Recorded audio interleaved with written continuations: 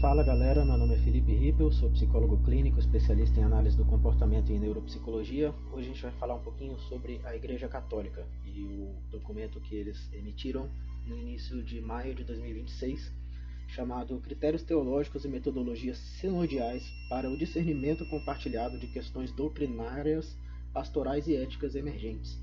É um documento muito importante em que o Papa critica a cura gay, né, reconhece como tendo efeitos devastadores, a gente já vai falar um pouquinho sobre isso, e reconhece as falhas da igreja que contribuem para a solidão, para a angústia e o estigma enfrentado pela população LGBTQIA+. Então é um documento bastante importante, né? Pelo meu entendimento, faz parte da doutrina social da Igreja Católica, né? Se você não sabe o que é doutrina social da Igreja Católica, eu vou te ajudar. É um conjunto de ensinamentos contido na doutrina da Igreja Católica consoante ao magistério da Igreja Católica, né, que é o termo que designa ali a autoridade de ensino confiada por Cristo à Igreja Católica, exercida pelo Papa e pelos bispos em comunhão com ele. Não se trata de um órgão no sentido físico ou administrativo, mas na função vital e espiritual de ensinar, interpretar e guardar a revelação. Então, existem 19 encíclicas e pronunciamentos papais inseridos na tradição multissecular, que versa sobre a dignidade humana e sobre o bem comum da vida em sociedade. Suas origens remontam a São Tomás de Aquino e Santo Agostinho, mas é de costume atribuir ao Papa Leão XIII, e a sua Rerum Novarum, né, que é a primeira das 19 encíclicas, o início da doutrina social da Igreja Católica. Eu acredito, gente, que essa Rerum Novarum eu já li, tá? É uma encíclica social, não contém definições dogmáticas infalíveis, que para a Igreja Católica tem alguns documentos que eles afirmam serem de uma infalibilidade, né? Porque foi Cristo quem, ou Deus quem deu a eles esse poder de emitir esse documento. Então, alguns documentos em que a infalibilidade se aplica, né? Por exemplo, o dogma da Imaculada Conceição, que está no documento Inefabilis Deus. Tá? Essa pesquisa eu fiz um pouco com o Copilot, né? Que é uma inteligência artificial, porque eu não tenho todo esse conhecimento ali da Igreja Católica. Aqui a gente está só comentando esse documento que eles mandaram, que eu achei super importante, super interessante de trazer para vocês, né? No Rerum Novarum, gente, tá bem explícito lá que da natureza humana a propriedade privada. Eu acredito que isso é um erro, tá?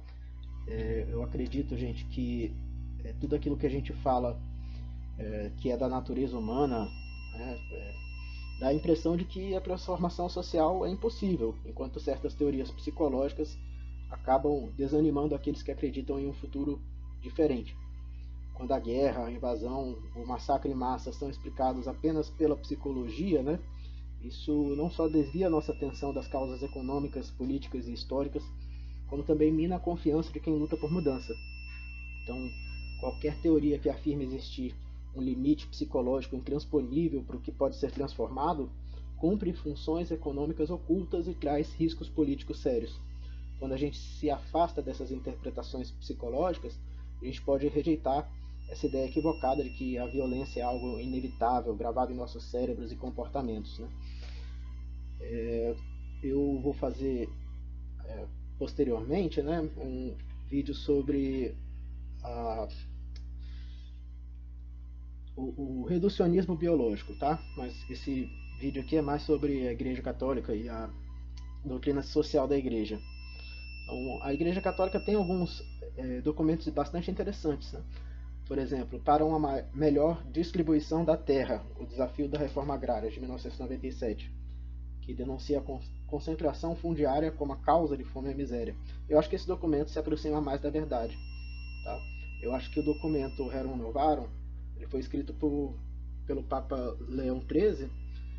Certamente que o Papa não leu Marx, né? Porque, enfim, pode até ser que a propriedade para uso pessoal tenha algo da natureza humana, embora eu sempre rejeite essas teorias aí naturalizantes sobre o ser humano. Mas, por exemplo, essa caneta daqui é minha, né?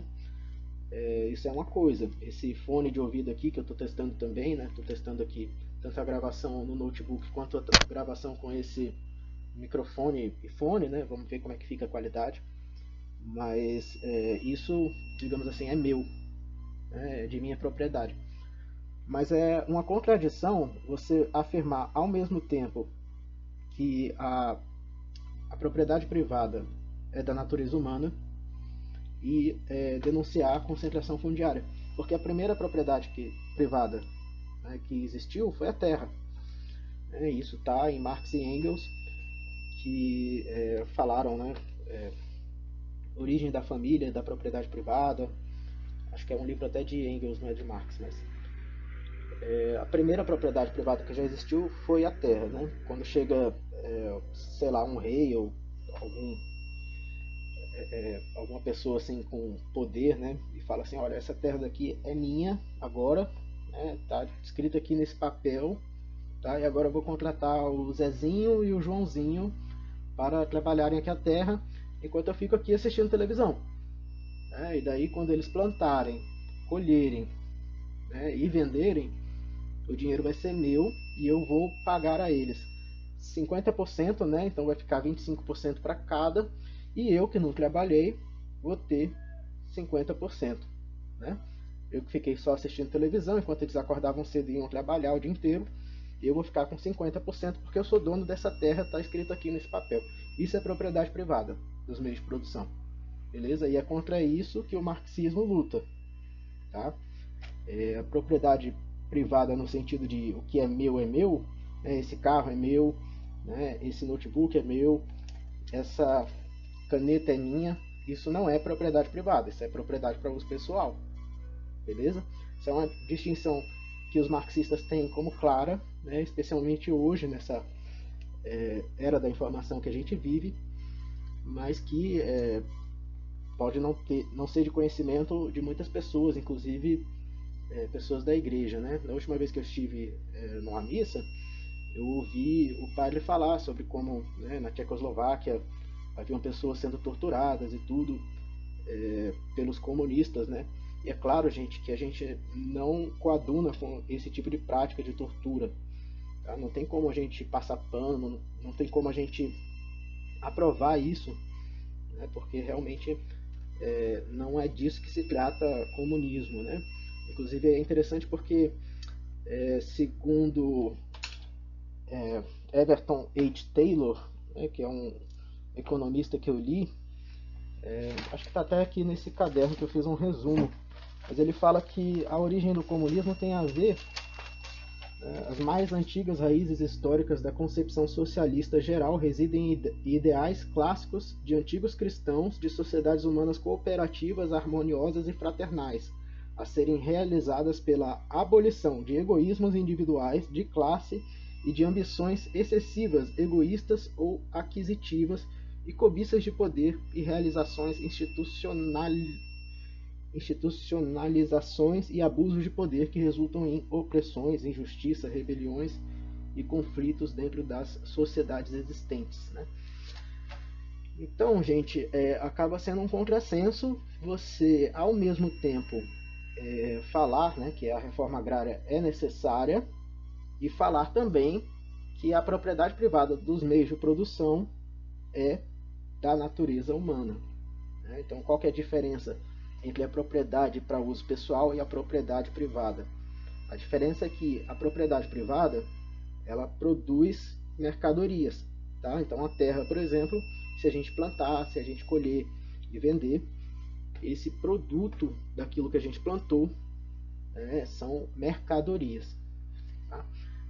A caneta, por outro lado, não produz mercadorias, não sem o trabalho humano, tá? Então tudo aquilo, para o comunista, né? Tudo aquilo que você trabalhou para conquistar é seu, tá? Mas você não pode possuir os meios de produção de novas mercadorias apenas, beleza?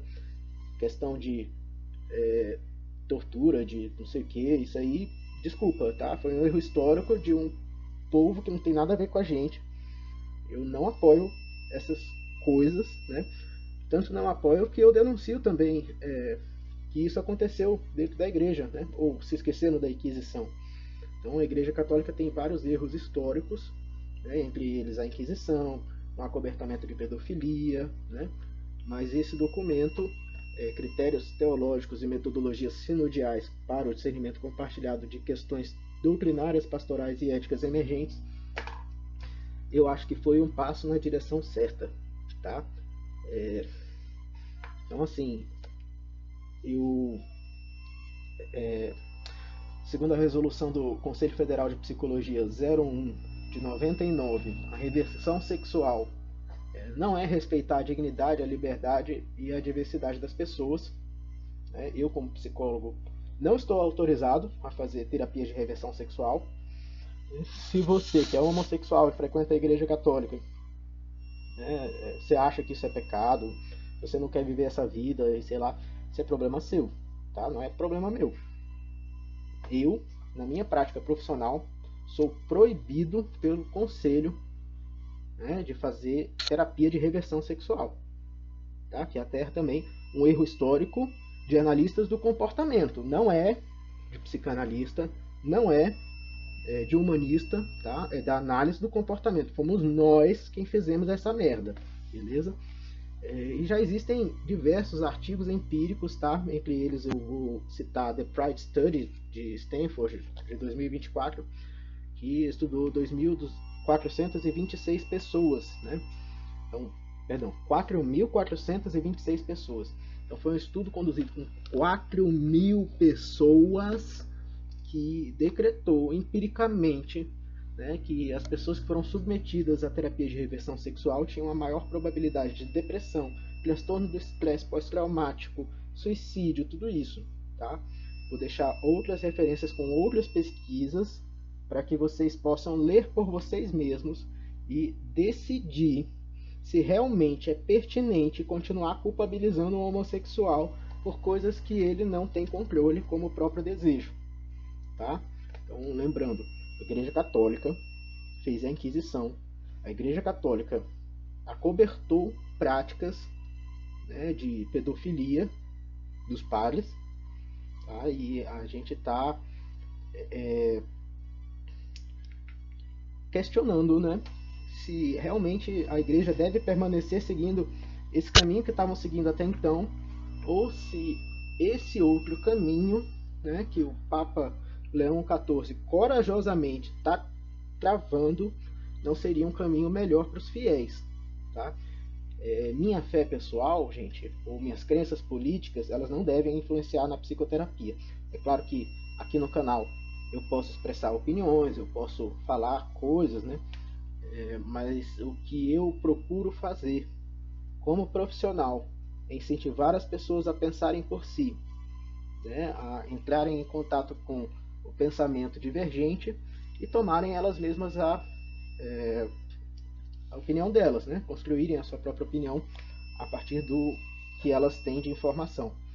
Tá? Depois a gente fala também sobre emissão de regras em psicoterapia, né? Que, enfim, não é uma coisa que eu costumo fazer. Tá? Muitas vezes as pessoas chegam em psicoterapia e a gente já meio que sabe qual o caminho a trilhar. Porque eventualmente a gente vai fazer tal procedimento, um questionamento reflexivo, uma terapia de exposição com prevenção de respostas, não sei o quê. Mas a gente tem que esperar o tempo ali de criar vínculo, a gente tem que esperar o tempo de coletar informações para fazer uma análise funcional, a gente tem que aprender o nome do marido, do namorado, do cachorro, sacou? Para que a gente tenha aquele clima de intimidade, né? Para poder, digamos assim, fazer com que a pessoa tenha mais autoconhecimento. Depois a gente vai debater sobre tudo isso, né, que eu estou trazendo, questão do autoconhecimento também, procedimentos em psicoterapia, comportamento governado por regras, tudo isso daí eu pretendo trazer para vocês. Hoje a gente fica por aqui, tá, com um elogio para a Igreja Católica, e eu espero de verdade que as igrejas evangélicas acabem se tocando também, tá? Porque a gente já tem pesquisas empíricas o suficiente para poder afirmar que terapia de reversão da sexualidade só gera prejuízos para a vida das pessoas. Um grande abraço e até logo menos.